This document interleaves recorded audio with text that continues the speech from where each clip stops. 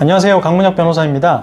오늘 제가 준비한 내용은요, 직장 내 괴롭힘 사건에서 괴롭힘 사실이 인정되지 않았을 때 어떻게 대응할 수 있는지입니다. 직장 내 괴롭힘 피해자 입장에서 이제 괴롭힘 사실을 신고하는 루트는 이렇게 두 가지인데요. 노동청에 신고할 수도 있고 회사에 직접 신고할 수도 있습니다. 그런데 어느 경우든 기본적으로 괴롭힘 사건 조사는 회사에서 담당하게 돼요. 노동청에서 직접 조사하는 경우도 간혹 있지만 그 경우에는 아주 까다롭습니다. 예를 들면은 대표가 직접 괴롭힘을 한 사건이라든지 이런 경우에는 회사 내에서 제대로 된 조사를 기대할 수가 없고 사업주 자체가 이제 괴롭힘 당사자이기 때문에 노동청에서 근로감독관이 직접 조사를 해주기도 하지만 기본적으로 직장 내 괴롭힘 사건의 조사 의무는 회사에 있습니다. 그런데 피해 근로자가 나는 이런 A, B, C, D, E 5가지 괴롭힘 행위에 대해서 신고를 했어요. 그런데 회사가 그 중에 일부만 인정을 했다. 나머지 행위에 대해서는 괴롭힘을 인정하지 않았다. 이때 해당 근로자는 부당합니다. 이렇게 불복을 하고 싶을 텐데 그 절차가 생각보다 간단하지가 않아요.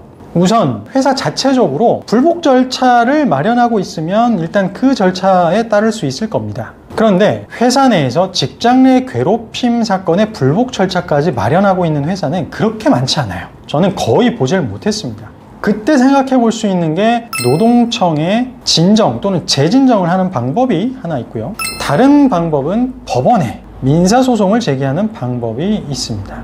일단 아까 처음에 괴롭힘 신고를 노동청에도 할 수 있고 회사에도 할 수 있다 했잖아요. 회사에 1차 신고를 하건 아니면 노동청에 바로 1차 신고를 했건 다시 노동청에 재진정을 하는 방법이 있습니다.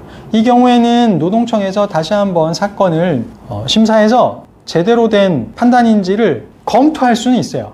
그런데 이 방법은 한계가 명확합니다. 왜냐하면 노동청에서 직권으로 괴롭힘 행위가 있었는지 여부를 심도 있게 조사를 잘 하진 않아요. 회사가 나름 자체적으로 조사를 해서 나름의 판단을 했는데 그 판단 결과를 노동청에서 개입해가지고 이래라 저래라 바꾸려고 하진 않는다는 거죠. 근로감독관이 임금체불이나 퇴직금 체불 사건 이런 형사처벌될 수 있는 근로기준법 위반 사건에 준해서 직접 개입해가지고 조사를 하는 데는 한계가 있기 때문에 노동청에 재진정해서는 실효성 있는 구제를 못 받을 수가 있습니다.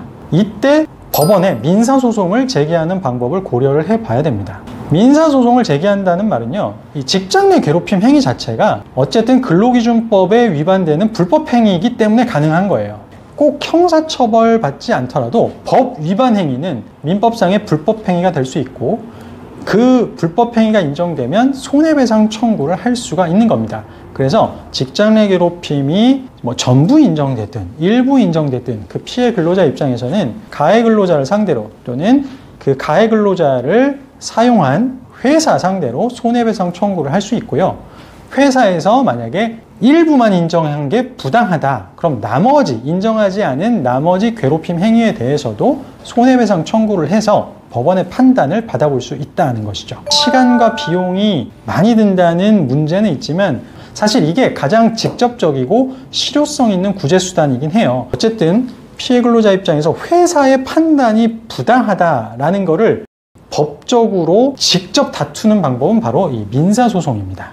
오늘은 이렇게 직장 내 괴롭힘 피해를 당한 근로자가 신고를 했을 때 괴롭힘 행위가 인정되지 않으면 어떻게 불복을 하고 어떻게 법적 구제 수단을 취할 수 있는지에 대해서 한번 살펴봤습니다. 다음 시간에도 유익한 영상으로 다시 찾아뵙겠습니다. 시청해 주셔서 감사합니다.